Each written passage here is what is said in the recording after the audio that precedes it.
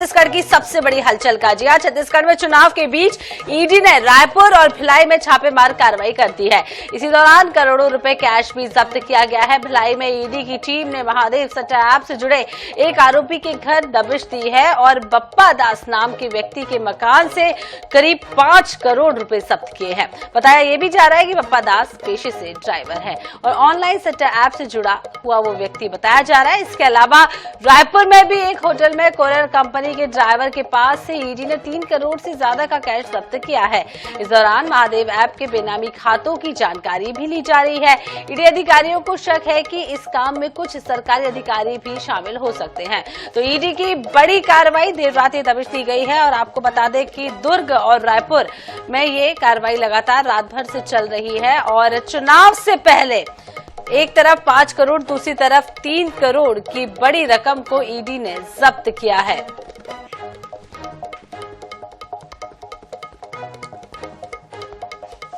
ज्यादा जानकारी के लिए सीधे रुख कर लेते रायपुर हमारे साथी मनोज नायक हमारे साथ जुड़े हैं। मनोज, रात भर चुनाव से पहले बहुत ही बड़ी कार्रवाई है ये ईडी की, जिस तरीके से कई नाम भी सामने आ रहे हैं, क्या कुछ पूरी जानकारी, कहां तक ये कार्रवाई पहुंची है, अपडेट अब तक?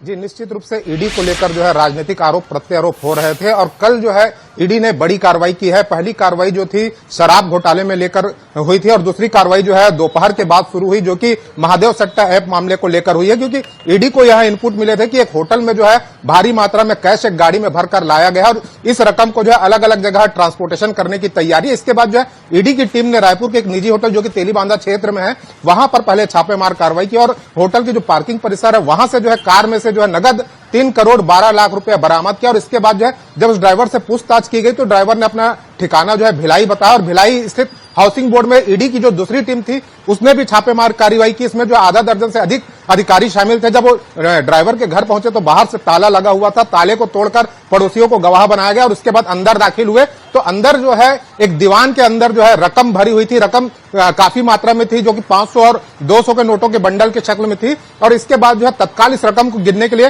पास ही के जो स्टेट बैंक की ब्रांच है वहां से जो है नोट गिनने की मशीन मंगवाई गई और देर रात तक के पूरी कार्रवाई चलती रही। हालांकि अभी यह खुलासा करने से ईडी के अधिकारी बच रहे कि रकम किसकी, लेकिन ईडी ने जो अब इनपुट दिए हैं उसके आधार पर यह कहा जा रहा है कि इसमें कुछ जो है शासकीय अधिकारियों की संलिप्तता भी सामने आई है। साथ ही साथ यह भी बात सामने आया है कि यह जो रकम जो कैश बरामद की गई है वह रकम जो है विधानसभा चुनाव में खर्च किए जाने थे। फिलहाल जो है ईडी की टीम लगातार अभी पूछताछ कर रही है लेकिन इसका भी खुलासा नहीं कर पा रही है कि टोटल कितनी रकम अब तक के बरामद हुई, क्योंकि देर रात तक के पूरी कार्रवाई चल रही है। इसके साथ ही साथ कुछ बैंक खाते भी ईडी की जानकारी में आए। ईडी ने यह भी बताया कि करीब एक बैंक खाते में 10 करोड़ रुपए की रकम बेनामी बैंक खातों में जमा है, इसे फ्रीज कर दिया गया। फिलहाल ईडी की कार्रवाई लगातार जारी है और बात करें दूसरी कार्रवाई की, दूसरी कार्रवाई जो है झारखंड में शराब घोटाले से जुड़ा हुआ यह मामला है। यहां पर जो है शराब कारोबारी जो कि छत्तीसगढ़ के हैं अतुल सिन्हा और मनचंदा ग्रुप,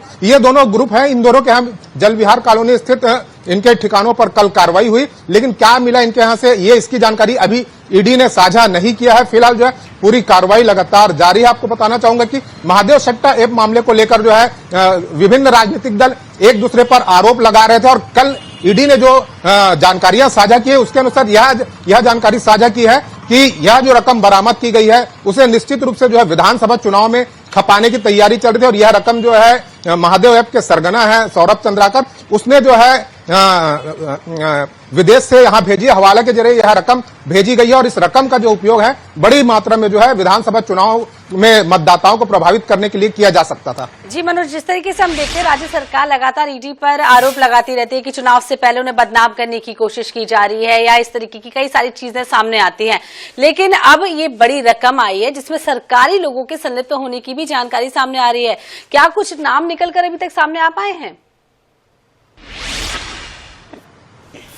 जी, निश्चित रूप से जो ईडी के पास इनपुट मिले हैं फिलहाल ईडी उनकी जो है तस्दीक कर रही है, कभी किसी भी नाम का खुलासा नहीं कर रही, लेकिन ईडी की ओर से जो संकेत दिए गए हैं कि निश्चित रूप से अभी पूरे स्टेट सील है, चारों तरफ से जो है स्टेट सील है। इसके अलावा जो है सारे जो डिस्ट्रिक्ट हैं, जिले हैं, वे भी सील हैं। उसके बावजूद जो है इतनी बड़ी रकम का ट्रांसपोर्टेशन किया जा रहा था। तो कहीं ना कहीं जो है बॉर्डर पार करवाने में, शायद चेक पोस्ट पार करवाने में, जेलों में चेक पोस्ट पार करवाने में कहीं ना कहीं कुछ संलिप्तता तो है कि इतनी बड़ी रकम जो है रायपुर के अंदर भी आ गई, भिलाई के अंदर भी इतनी बड़ी रकम रखी हुई है। और यह भी जानकारी सामने है कि सारी रकम जो है हवाला के जरिए जो है यहां पर जो है ट्रांसफर किया जा रहा था, ताकि जो है जिन भी राजनीतिक दलों को इसका फायदा पहुंच सके उन तक यह रकम पहुंचाई जा सके। जी मनोज, बहुत शुक्रिया तमाम जानकारी देने के लिए। आगे भी आपसे अपडेट लेते रहेंगे, खबर में बने रहिएगा। तो आपको बता दें, बड़ी अपडेट फिलहाल रातभर से कार्रवाई चल रही है और रायपुर के एक निजी होटल परिसर में भी ये कार्रवाई की गई। इसके अलावा दुर्ग में भी कार्रवाई की गई। जिसके पास से पैसे पाए गए हैं वो पेशे से ड्राइवर बताया जा रहा है।